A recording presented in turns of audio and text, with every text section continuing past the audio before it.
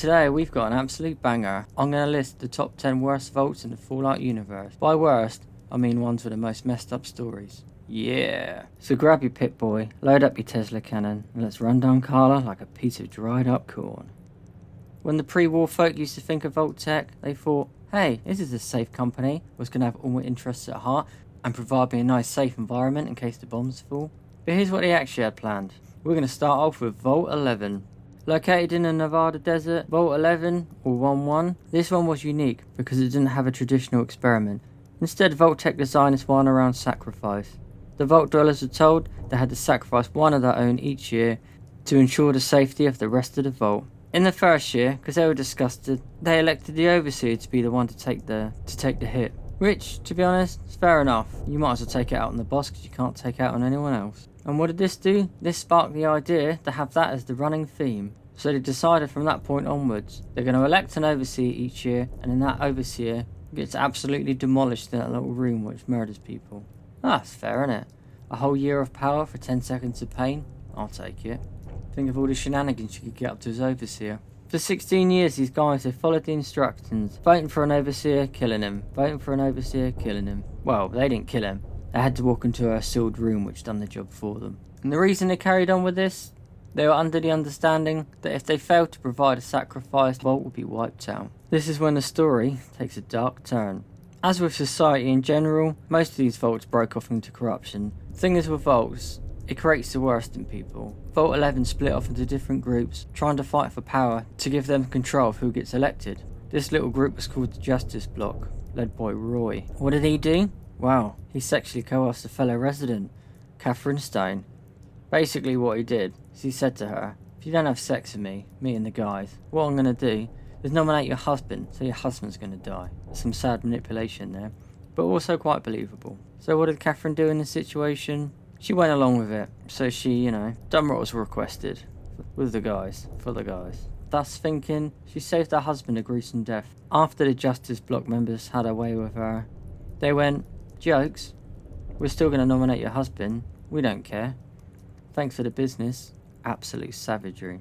That level of savagery did not go unpunished. She went John Wick on them. She hunted those who wronged her one by one. But this, of course, made her the next nomination for Overseer. So she only had a year to live before she would have been executed. And where's the good out of this story? Well, she did actually in fact save her husband, which is pretty nice. But I'm sure the events what happened caused some massive damage in their relationship, so I don't think this is repairable. And what did she do? Because she's Overseer, she changed the selection process and made it randomised to make it fair, to try and stop these groups having power. And what did this cause? Cuckoo, cuckoo. Of course, a coup. Massive bloodshed on both sides. Man, these guys murdered each other left, right and centre.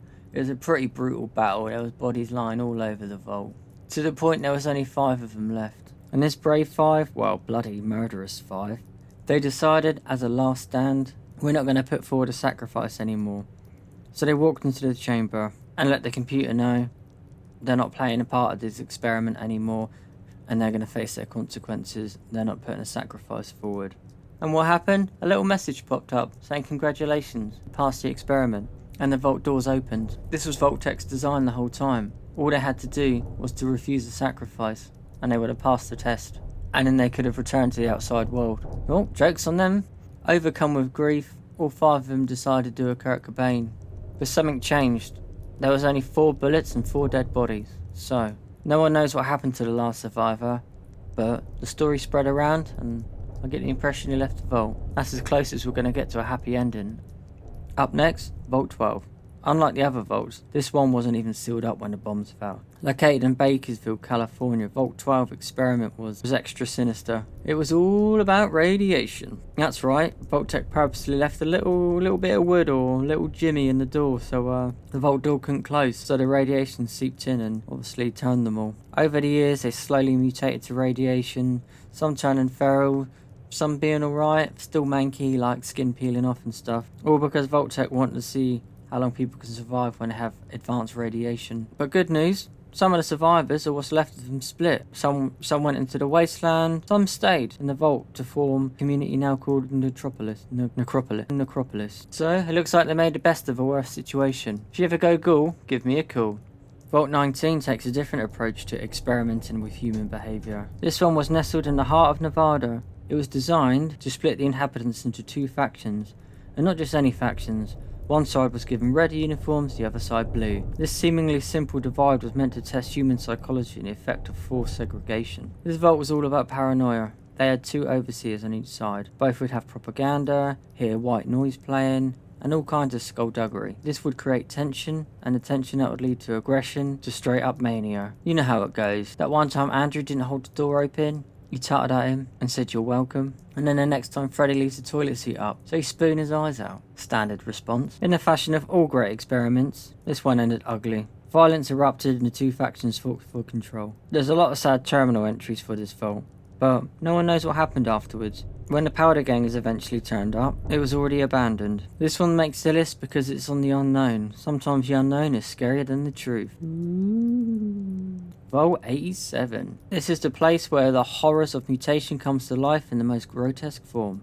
Vault 87, located in the capital wasteland, was another experiment in forced mutation. The vault was exposed to FEV, you know, the forced evolutionary virus. Vault-Tech's goal was to see what happened if people were exposed to the virus and forced to mutate. And as you would expect, this created a race of super soldiers and everyone lived in harmony together. Yeah, right. Nah, they made some manky green things. Mutants, screams, horrors. Pretty much concentrated misery in a bubbling vat of poison and limbs and sad stuff. Anyway, what popped out? Super mutants, among other things. And these mindless creatures with only had one goal, basically eat and shoot things. But on the plus side, they're sterile, so yeah, they didn't last long. Well, you think so, until they started dragging more humans there to swell their ranks. Yeah, you first hear about this one in the original Fallout game. So next time you're gunning down one of these roided up flubbers, feel a little bit bad, man. Come on. Straight over to the next one. Let's talk about Vault 22.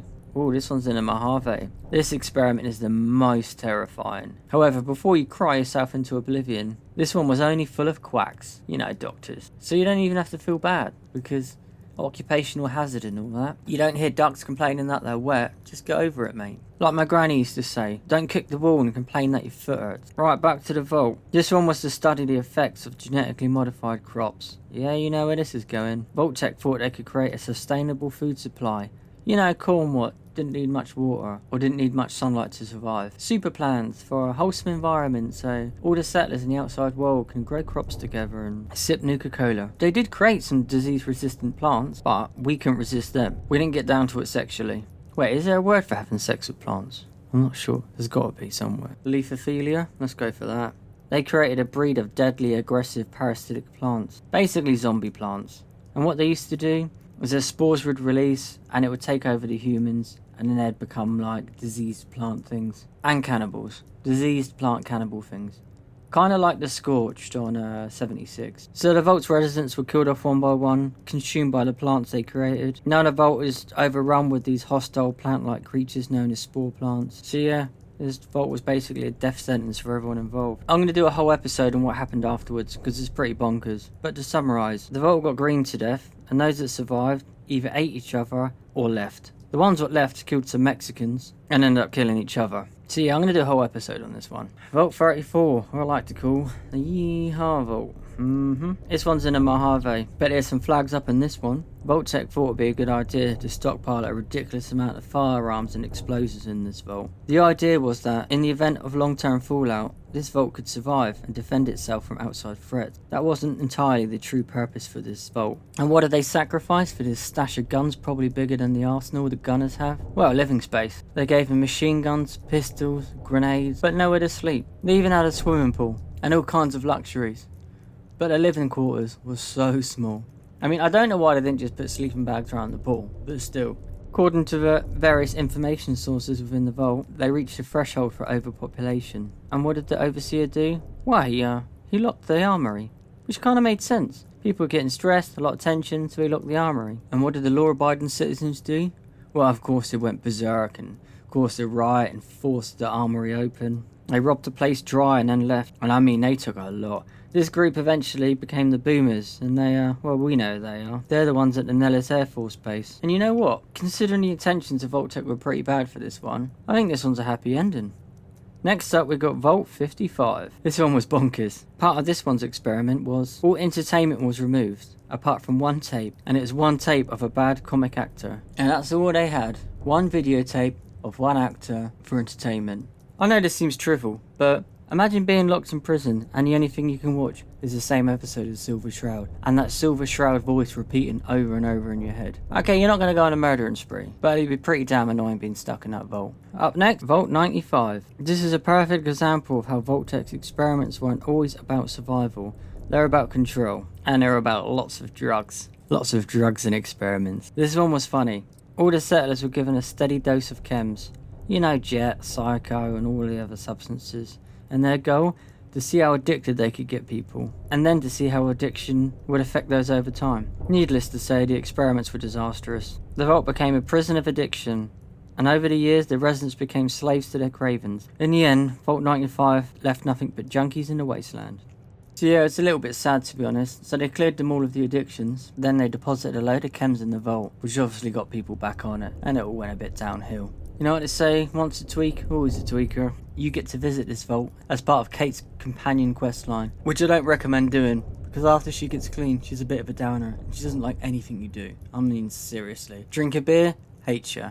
Take some jet, hates ya. I don't even know why we travelled all the way to that vault. We could have just gave her some steady, which cures all addictions. But hey ho.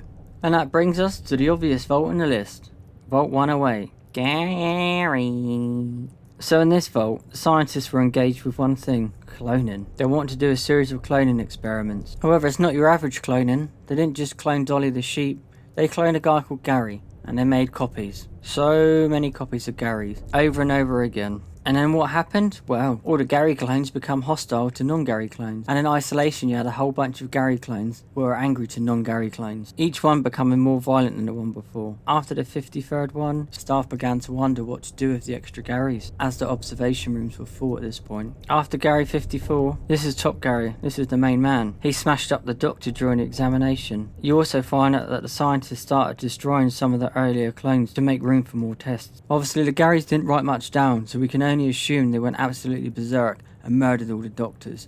This is why when we visit the vault in Fallout, some are running around trying to smash up with bare hands screaming Gary, and some of them have weapons, so they kind of got armed, but they are very hostile. If you haven't done this quest line, you're nuts. It's proper fun. So there you have it guys, 10 of the most messed up vaults in the Fallout universe. I kind of like Vault-Tec's creativity on some of these. But you know, it wasn't all suffering. Some of them were alright, some of them were pretty good. Next time you step into a vault, remember, if it seems too good to be true, you're probably going to be dead soon.